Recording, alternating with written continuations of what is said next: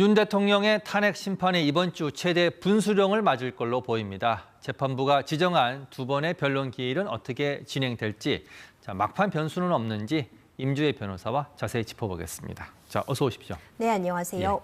앞서 리포트 보셨는데 김현태 단장 얘기부터 해보겠습니다. 만약 김 단장의 주장이 사실이라면 윤 대통령 측 입장에 힘을 실어주고 있다, 이렇게 봐야겠죠? 네, 오늘 나온 이 입장을 좀 정리해 보자면요. 먼저 이 국회에 대한 단전 단수 조치와 관련해서 이것은 윤석열 대통령으로부터 직접 지시를 받은 것이 아니라 곽종근 전 사령관의 판단에 따라서 내려진 조치다. 이 부분을 좀 명확히 했다 볼 수 있고요. 그리고 또 좀 눈길이 가는 부분은 이 국회 국방위 전체 회의에 참여를 했을 때 곽종근 전 사령관과 본인에게 민주당 전문위원이 함께 와서 당이 지켜줄 것이다라는 취지의 발언들, 그리고 변호인을 선임을 도와주겠다, 당이 지켜줄 것이다, 이런 발언들을 했다는 점들을 다시 한번 언급하면서 민주당 측의 일부 어떤 그런 증언에 대한 유도나 회유가 있었다, 이런 취지의 좀 진술을 해서요. 이런 부분들이 지금 윤석열 대통령의 탄핵 심판에 있어서 국회의원들에서 잡아 끌어내라는 지시가 있었다. 그 외에 국회를 봉쇄하려고 했다. 이런 윤석열 대통령에게 불리할 수 있는 이런 증언이나 진술이 남아있는 가운데 오늘 있었던 김현태 특임당장의 그런 진술들이 그런 진술들을 어느 정도 상쇄할 수 있을지, 이 부분이 앞으로 탄핵 심판에서 굉장히 중요한 쟁점 될 수 있을 것 같습니다. 일정을 좀 짚어보겠습니다. 윤 대통령 측이 20일로 예정된 10차 변론 연기해달라고 요청을 했는데 오늘 헌재에서 아직 결론을 내리지 않았습니다. 어떻게 할 것으로 예상이 되십니까? 아마 내일 예정되어 있는 9차 변론 기일에서 결론을 좀 내려주지 않을까 생각이 됩니다. 이 20일은 10차 헌법재판 변론 기일이 잡혀 있는 것은 물론이지만 일단 윤석열 대통령의 이 내란죄 형사재판의 이 공판 준비 기일이기도 합니다. 그리고 또 중요한 점이 이 구속 취소 신문 기일 역시도 이 20일에 함께 잡혀 있다는 점인데요.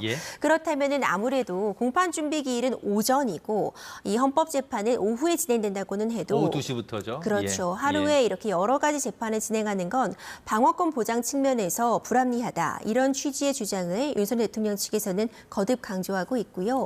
일반적으로 이 재판 일정의 변경이라는 것은 피고인이든 검찰 측이든 아니면 재판부든 필요한 그 사유가 입증이 된다면 받아들여질 수 있는 부분이 있습니다.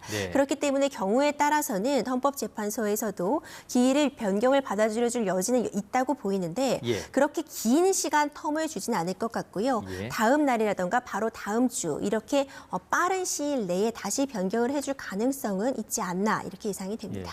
국회 측이 바로 다음 날 21일 오전에 열어야 한다 그랬고, 또 헌재 입장에서는 바로 다음 날이든 또 그 다음 주 화요일이든 열 수 있는 가능성이 있는데 내일 좀 지켜봐야 될 것 같고요. 자, 그러면 10차 변론이 왜 중요하냐? 지금 증인 3명이 출석을 합니다. 한덕수 총리, 홍장원 전 국정원 1차장, 조지호 경찰청장이었습니다. 지금 핵심 쟁점은 뭡니까? 일단 한덕수 총리 같은 경우에는 이 국무회의의 어떤 그 절차적 정당성 부분에 대한 질문이 집중적으로 이어질 것이라 봅니다. 이 국무회의를 제대로 거치지 않았다면 이 12.3 비상계엄 선포가 그 자체로 절차적인 문제를 갖고 있다고 볼 수 있기 때문에 중요한 부분이라고 볼 수 있고요. 다음으로 있을 홍장원 전 차장의 경우에는 지금 이 체포조, 그러니까 국회의원들에 대한 체포 지시가 있었다는 부분에 대해서 굉장히 중요한 증언들을 하고 있습니다.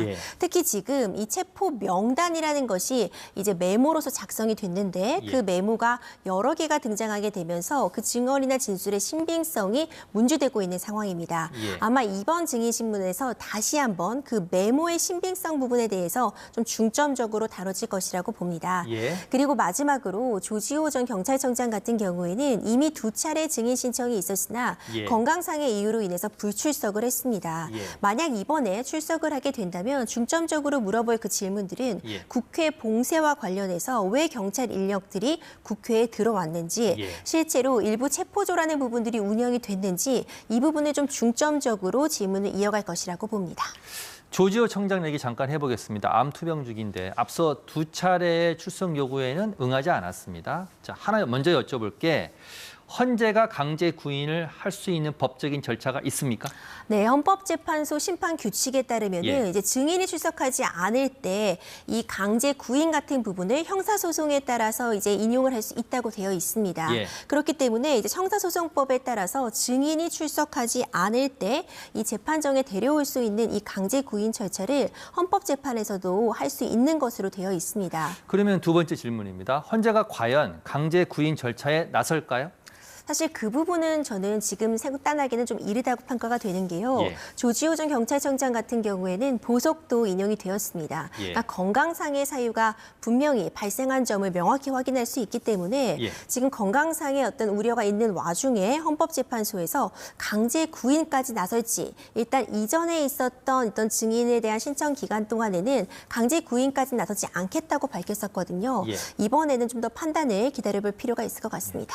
궁금한 게 하나 더 있습니다. 자, 20일 날 10차 변론에 나오는 증인 3명 모두 진술을 좀 종합해 보면 윤 대통령 측한테는 그렇게 유리한 진술이 나오지 않고 있는데 왜 이 세 사람에 대해서 신문이 필요하다 이렇게 주장을 하는 걸까요? 한덕수 총리 같은 경우에는 일단 국무회의가 제대로 이루어지지 않은 것 같다는 취지의 진술들을 해오고 그렇죠. 있었죠. 예.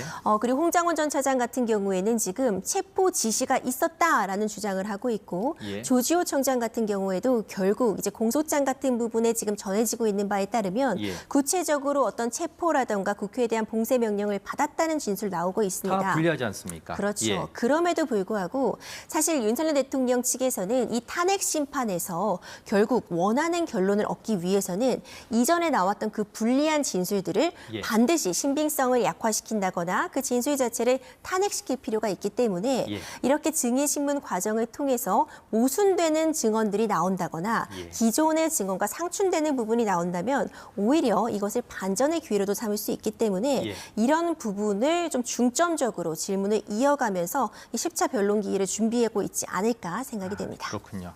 목요일이 10차 변론이고 내일이 9차 변론입니다. 내일은 증인 없는 재판인데 어떤 점을 좀 주목해서 봐야 됩니까? 내일은 2시간씩 국회 측 그리고 윤석열 대통령 측에 지금까지 주장했던 내용들을 한번 정리하는 시간을 갖게 되는 겁니다. 예.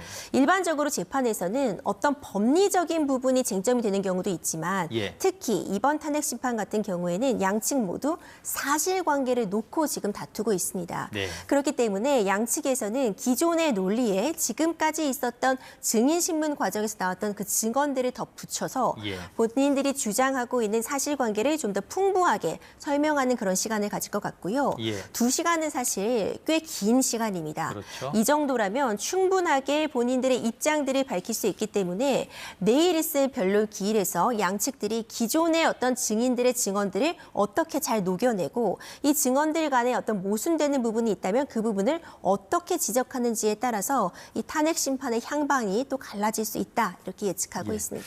질문 2개만 더 드리겠습니다. 좀 짧게 답변 부탁드리겠습니다. 자, 그러면 이번 주 목요일이 10차 변론 기일입니다. 추가 변론 기일을 지정할까요? 헌재가? 아직까지로는 사실 확인할 수는 없습니다. 예. 다만 필요하다면 증인 신청이 더 이루어질 수도 있겠지만 지금 예. 현재의 취지를 보자면은 이 정도 선에서 마무리를 하고 이제 결론 선고로 나아가지 않을까 이런 예측도 지금 우세합니다. 그러면 이번 주 목요일이 10차 변론 기일이 마지막이라면 자, 헌재의 최종 선고는 언제쯤으로 예상하십니까? 최후 진술을 한 번 더 들을 수도 있고요. 예. 이런 부분들을 감안하더라도 이제 선고까지 걸리는 시간은 최후 변론 기일이 종료된 날로부터 한 2, 3주 이내, 그러니까 3월 중순 정도에는 최종적인 결론이 나오지 않을까 예측을 하고 있습니다. 예, 알겠습니다. 자, 오늘 말씀은 여기까지 듣겠습니다. 임주혜 변호사였습니다. 수고했습니다.